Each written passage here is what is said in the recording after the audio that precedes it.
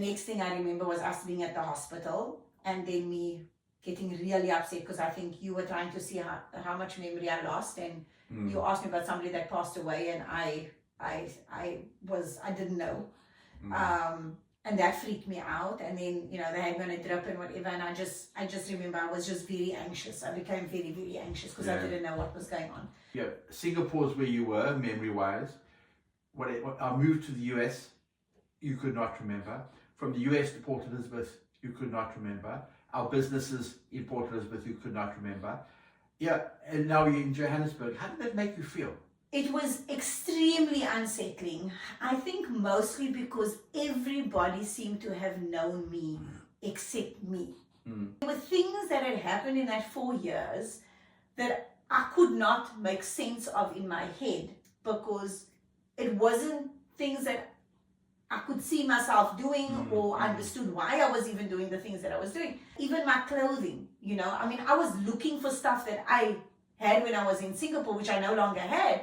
I remember unpacking my cupboard, looking for my pair of Nikes, and you saying to me, "Oh, I don't think you've ran in a while." And I was like, "Why do I not? I don't understand. Why am I not running anymore? I want to go for a run now." And I remember the whole family getting up with me to go run. Make sure you came back. Yeah. And so all these things about me had changed. I mean, I had clothing in my cupboard that I looked at and thought, why in heaven's name would I have bought this?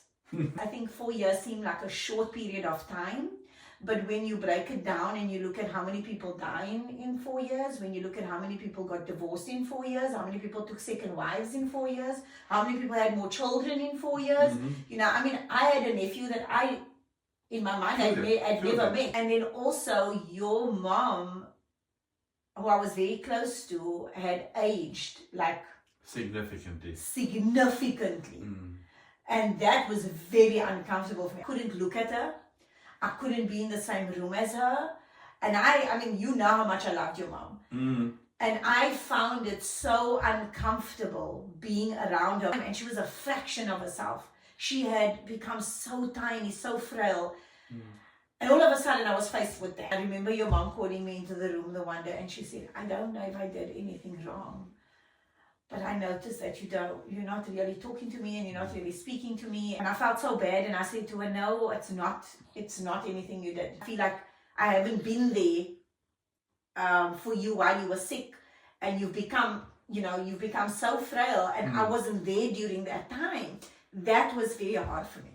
How did you make you feel when there were 4 of us that were talking about events that we had a very clear memory about? Yeah. And you had no idea of? Guys were talking and laughing, and they come, "Mommy, do you remember this?" And I didn't always want to be the party pooper, so I'd go, "Oh, okay, when was that again?" There were times that it was just too much for me.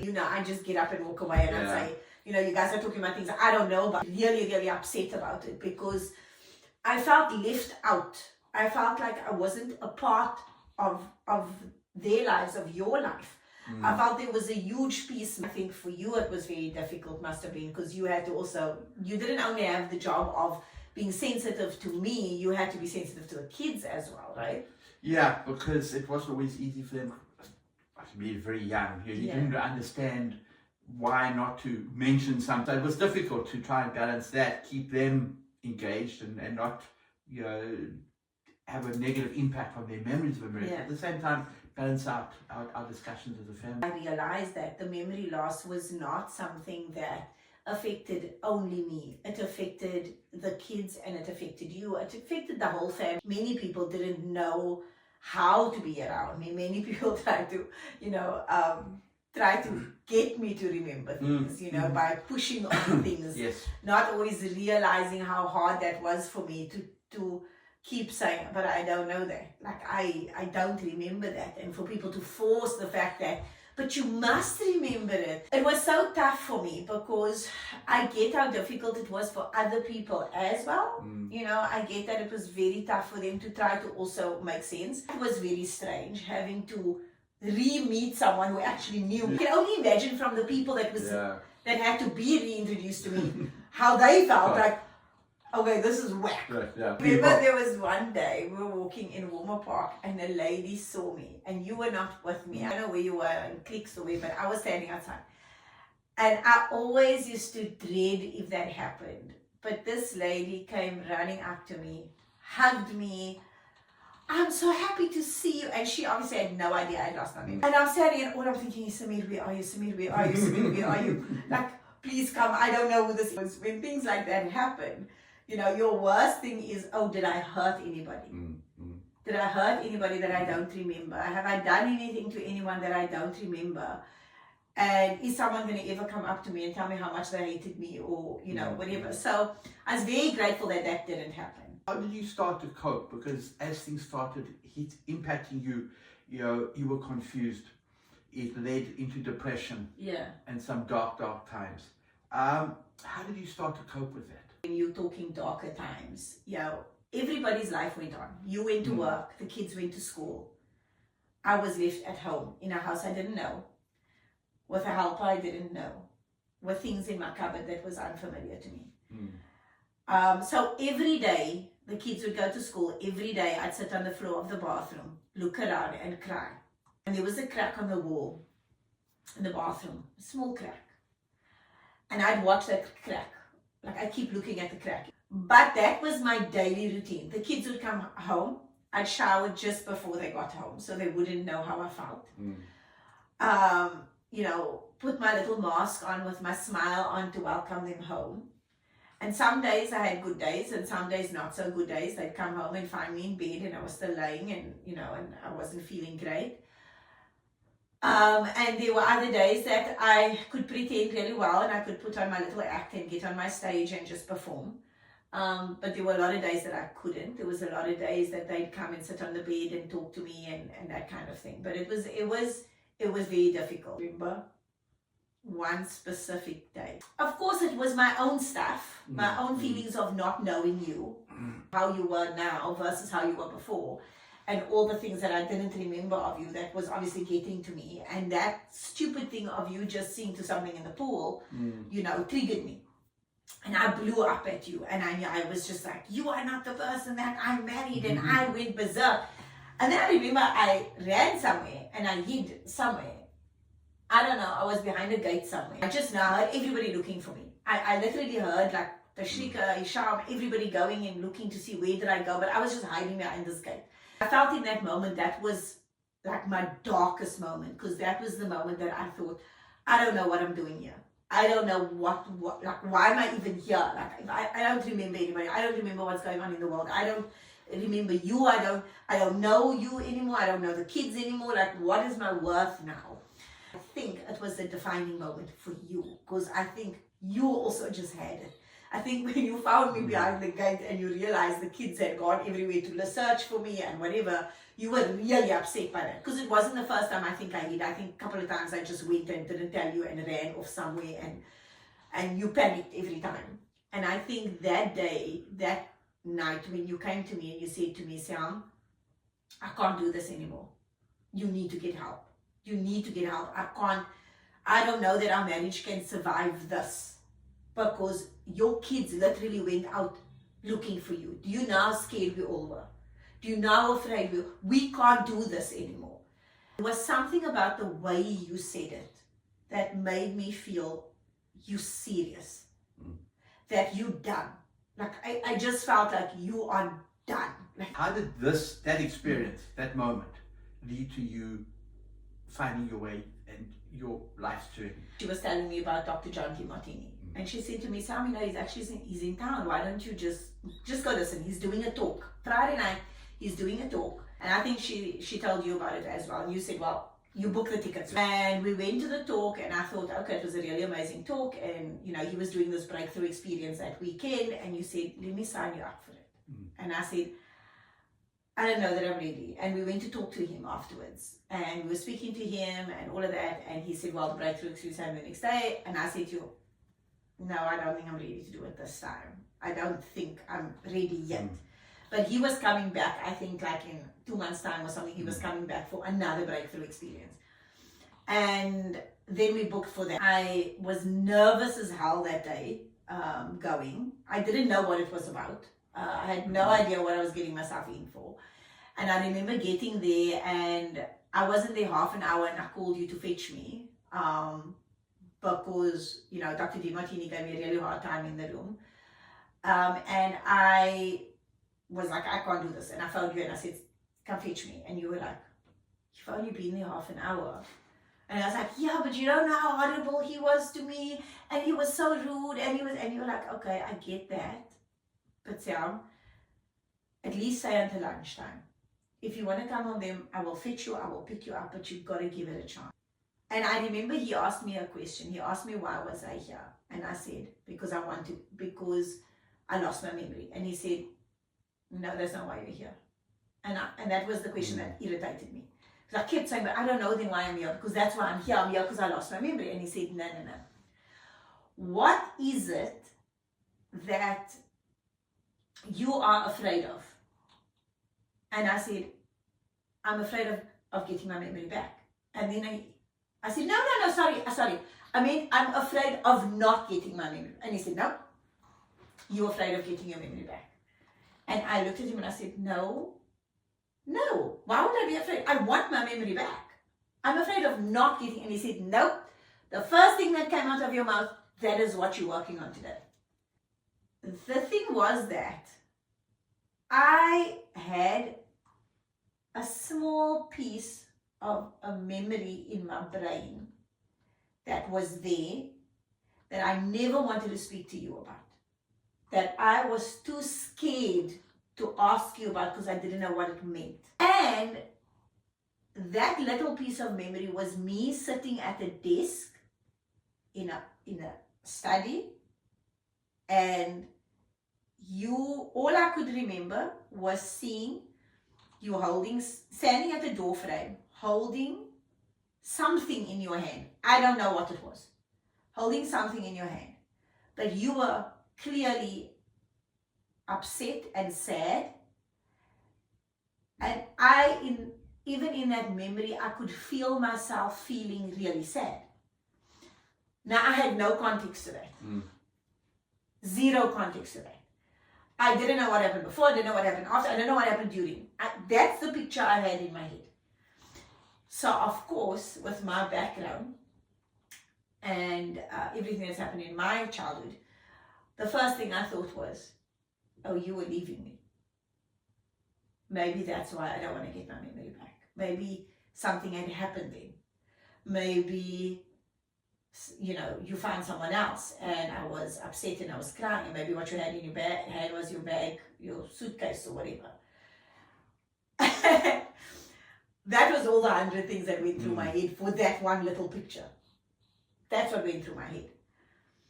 Until today, I still think, how is it possible that that one thing could have stood in my way for so long?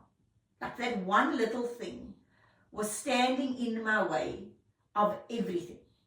That weekend, you know, everything had changed for me. After that breakthrough happened, my mindset somehow started to change. It was the first time in my life that I became truly authentic.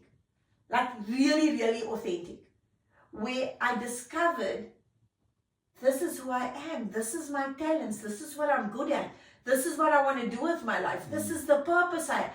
It was like a driving force behind me. And then balancing out my emotions on the past, on things that had happened, on the abuse, on everything else, my relationship with my dad and all of that. It was like everything shifted in me. Then I was determined to study human behavior. Then it was like, I need to learn how to do this, because if this is what it did for me, what can it do for everybody else? And I needed to understand that. I needed to understand, how does all this work? How does it all fit together? And which led me to study, you know, with the DiMartini Institute and learning how to do that, values and breakthroughs and all of those kind of stuff. And understand the universal laws and all these things. And then going from that to wanting to learn mind power, and how do I get control of my mind? How do I create a different life for myself? How do I do that? And then studying mind power, you know, and then going wanting to start my business, and then, meeting Roger Hamilton, and then going to Bali, and then going to, learn from some of the best people in the industry in Bali, and have like-minded people, and start my ladder to success started in Bali, and then, created that, and then realized the impact that I wanted to have on the world, and coming back and then starting Ignite, and, all those kind of things. And everything flowed. Everything just flowed. Doors just opened for me. Things just started happening for me. Everything that I wanted to do with my life, that purpose became a driving force to me. And discovering who I truly was underneath all the layers of fears and abuse and anger and resentment and jealousy and all these things, there was me. And till today, I truly believe if that did not happen, if I did not do that, I would not be the person I am today. And, every single workshop I created was created based on me. Because fear, face everything and rise was what I had to do. I put everything into that workshop according to what helped me get out of the hole that I dug for myself.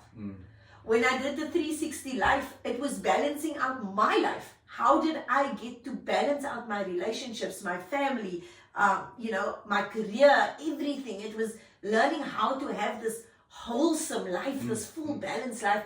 360 retreat, that's what that was for.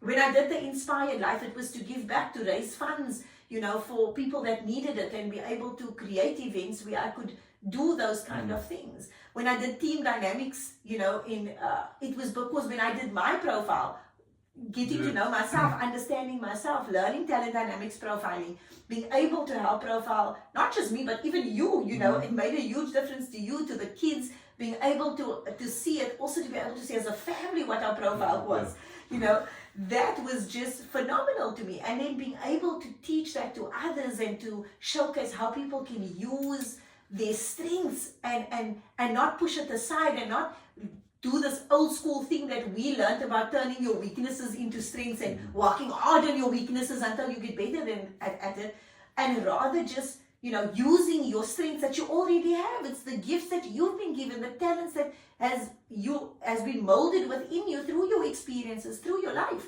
And so being able to do that and be able to go into businesses and help teams to discover their strengths and, utilize them. So every single workshop up till Grace, that I've done recently and created recently, and this is just daily things that I do to maintain the mindset that I have, to maintain the life that I have. It's the tools that I use on a daily basis. So for me, every single workshop has been created through my pain. Things that has helped me. I guess that's the beauty of life, right? Nothing is ever happening without a reason. There's nothing in our life, and I remember John saying this, and it stuck with me ever since. Nothing is in your way. Everything is on your way. Nothing is in your way. And I have carried those words with me. And I've always used it in my life, that this is not something that's going to stand in my way. This is just on my way to the life that I want. This is just on my way. And so it has totally changed my mindset. And for me, that was so freeing. Being able to not put on the mask anymore, not act anymore, be who I am and show up as I am, whether people liked it or didn't like it. And to be able to tell my truth, to be able to be honest with, this is how I feel about something, and it's okay, I'm allowed to feel this way. I'm not hurting anybody else with what I'm feeling, and also to share my story and to share, the abuse, which was very hard for me to do. It wasn't easy. It took me a very long time to share. I think I wrote my first article on my abuse, but it took me about 8-9 months before I even put it out there. You know, because it took me a while to be comfortable, to ensure that the intention of me putting it out was to help, was not to hurt anybody else, it was to help and to heal. And that was my intention. And so I needed to make sure that when I put it out, that was the only feeling I had.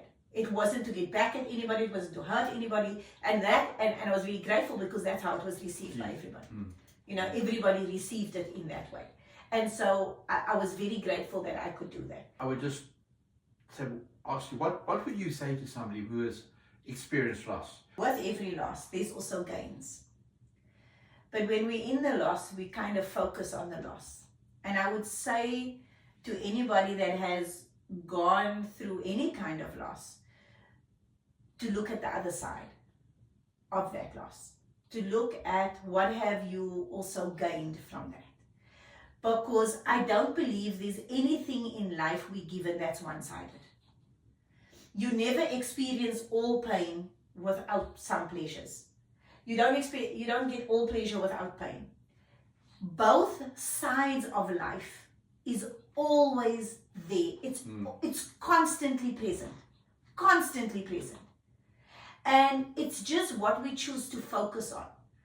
And what I've learned is what you focus on is what you get more of. So if you focus on pain, you're going to feel more pain and experience more pain. If you focus on the goodness that's out there, the love that's surrounding you, the people, the amazing people, the kindness that's around you, that is also what you get more of. So you got to decide what you're going to focus on. Anything we are experiencing in life is not happening to us. It is happening for us. And when we can start seeing that, it's not to say we're letting people get away with stuff. It means that we are balancing out our emotions so we don't feel one way or the other. We're not happy about it, we're not sad about it, we're neutral about it. That's the balanced space that we want to be in. One more question is that as you look back over this journey, what are you most grateful for? I am most grateful to my Creator. I'm most grateful to my Creator because He's always known exactly what He's doing. Always known exactly. Even when I questioned Him, even when I thought, you don't know what you're doing. I don't think you know what you're doing. I think that you put me in the wrong family, you put me in the wrong... And I look back and I realize He knew exactly what He was doing. He always did. And He's centered me and given me a space to come to when I was at my worst. He gave me a space to come to where I wasn't judged, where I could sit and cry in my own hands, that I could always trust Him. No matter what happens, no matter how many people left me, no matter how many people pushed me away, no matter how many people have said hurtful things to me, having that central force in my life, being able to go to prayer, to make sense of the crazy that's in my head, the voices that's in my head, the things that's still trying to keep me back, that's still trying to... Having that central power that connects me to everything and everyone and everything around me. I think if I didn't have that faith, if I didn't have my spirituality, I don't think I could have got through the things that I got through in my life. I think it was my anchor. And then the next thing is all of you and the kids, because you have gone through so many things with me. So many. You married me and I was this, which is a whole nother show. I had jealousy, I was insecure, I had a lot of stuff that I brought, baggage that I brought with me. And you helped me through that. And there were so many times in our life that we've been there for one another. And you've taught me that when you hold on to each other really tightly, and when you just don't give up on another person, you just continue to love them and be there for them, not without challenging them. Because you challenged me. Like I said, you never told me that day, that's it, I'm gonna go now. And then my worst nightmare of you actually leaving me would come true. If you didn't do that, I wouldn't have got the help that I got. It was you needing to challenge me so I could do that. The kids, in their little wisdom, having, to put up with me, Tashrika, I wouldn't leave her side. I suddenly needed to know everything about her friends, everyone. I became very close to them. They had to start realizing, I think she probably regret ever teaching me Facebook. How to use Facebook, because I think then it was like, oh no, Facebook now became my little space that I get to leave behind, and that if I ever lost my memory again, I could go back and find everything. Because absolutely everything. Yes, because when I lost my memory, there wasn't Facebook or things that I could go back to. There was photographs here and there and whatever that had to be put together for me. And then I realized that Facebook can become a life story for me. That one day even my grandkids can go back and go, oh, that's what my grandma was like. Oh, that's how she loved my mom. My daughter, my sons can go back and look and say, oh my gosh, and laugh at some of the things and say, I can't believe my mom put this out there, But I wanted people to always know that I love them. I think the thing I learned about losing 4 years of memory is that you suddenly realize you've missed out. And I didn't want to miss out anymore. I didn't want to miss out on their lives. I wanted to be a part of their lives. I wanted to, know everything that was going on. And so I put everything I had into the relationships with you and with them. And it had created such a close connection with all of us being able to have that. We've always been close. We've always been a very loving family. But it brought us even closer. And I think this here taught me, the importance of being in the moment, of living in the moment, of being kind and warm-hearted and loving and putting that out into the world. Because, like I say, meeting people again after losing my memory that I didn't remember, coming up to me, hugging me, telling me what I've done in their life, how I've helped them in whatever way, it reminded me again the importance of being good to people, because it does come back to you, especially when you really, really need it. It comes back. And so I think that my life turned out exactly the way it's supposed to. But I am extremely grateful to you and to the kids, and to Allah for knowing exactly what I needed, and to help me stay on this path, and to help me keep moving forward in times of challenges and difficulty, and being that anchor for me. Thank you. That's what I'm most grateful for. Thanks for the compliment. Thank you. Well, I hope this helped everybody else. I hope that all of you watching this, that you realize that,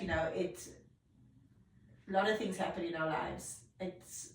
And while it might be perceived as good or bad, if we can just balance out our emotions on it, balance out our thoughts on it, we can totally change the trajectory of our lives. And I truly hope that this has, in some little way, changed your perception on things, and look at things a little bit differently, and understand maybe if there's other people going through difficulty, that they will come around in their time. But that I hope that if I leave you with anything, it's to remind you that nothing's in your way, everything is on your way to what is meant for you. So I hope you all keep keeping it real, everybody. And thank you again to my husband for doing this, and for being part of this Keeping It Real journey with me. Welcome.